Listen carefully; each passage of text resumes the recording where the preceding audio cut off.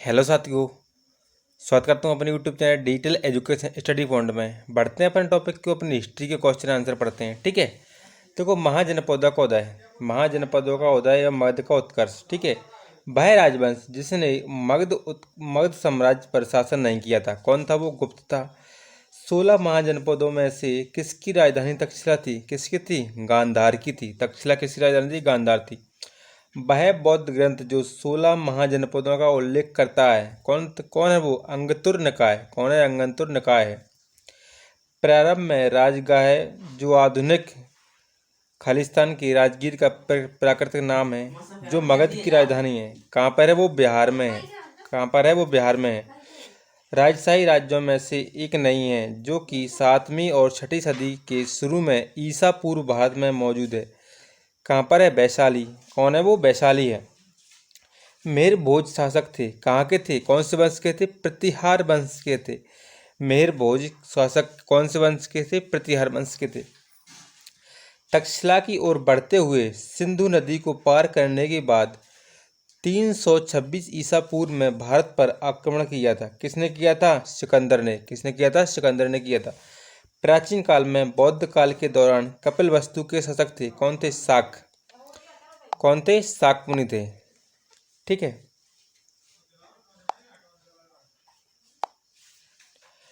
326 BC में सिकंदर और राजा porous के बीच युद्ध किस नदी के किनारे पर लड़ा गया? कौन सी नदी थी? झेलम नदी। कौन सी नदी थी? झेलम नदी। हरकन्या वंश, कौन से? हरकन्या वंश का वह शासक जो अजातशत्रु का पुत्र था और जिसने पाटलिपुत्र नगर की नींव रखी, कौन कौन था वो? उदयन। कौन था? उदयन था। महाजनपदों के राजाओं ने किले बनवाए क्योंकि वे सुरक्षा प्रदान करते थे। किले क्यों बनवाए थे? क्योंकि वे सुरक्षा प्रदान करते थे। प्रसिद्ध चिकित्सक जीवक की नियुक्ति की गई थी बिंबिसार के दरबार में। कहाँ पर की गई थी? बिंबिसार के दरबार में की गई थी। 16 शक्तिशाली महाजनपद मौजूद थे प्राचीन भारत में। कहाँ पर? कब थे? प्राचीन भारत में थे।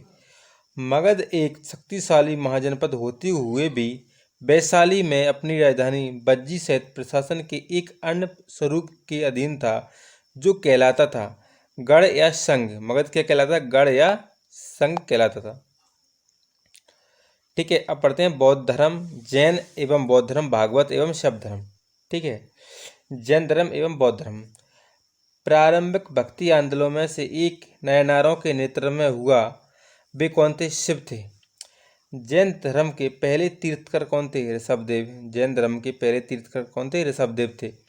बौद्ध धर्म के अधिकांश ग्रंथ लिखे गए हैं पाली भाषा में। कौन सी भाषा में लिखा गए हैं? पाली भाषा में लिखा गए हैं।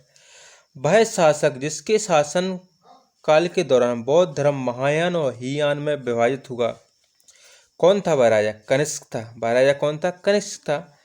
गौतम बुद्ध के जीवन की वह घटना जिससे स्तूप शब्द संबंधित है, कौन घटना है वो? मृत्यु है। स्तूप शब्द कौन सी घटना से संबंधित है? मृत्यु से संबंधित है। बुरी आत्माओं को भगाने के लिए बौद्धों द्वारा किया जाने वाला हिमाचल प्रदेश के नृत्य का एक रूप है, कौन है? छम। कौन सा रूप है? छम रूप है। कौन सा रूप है? छम है।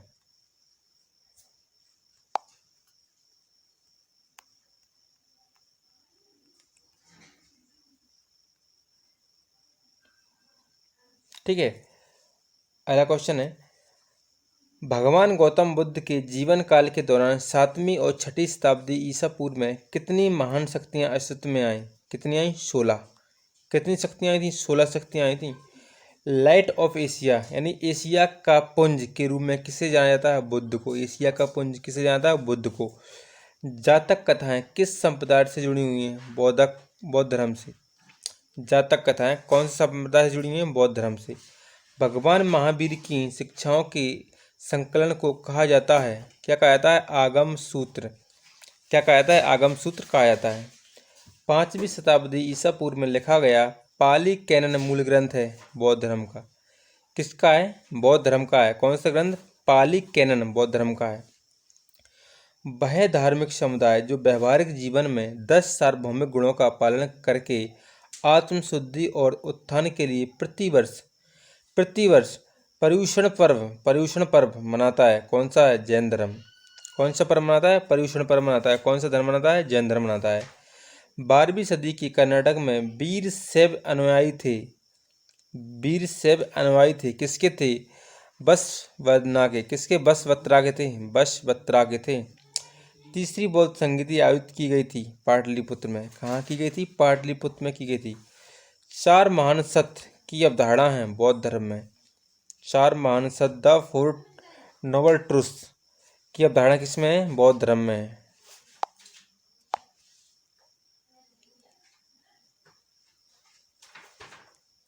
गौतम बुद्ध का जन्म हुआ, कहाँ हुआ था गौतम बुद्ध का जन्म? लुम्बिनी में।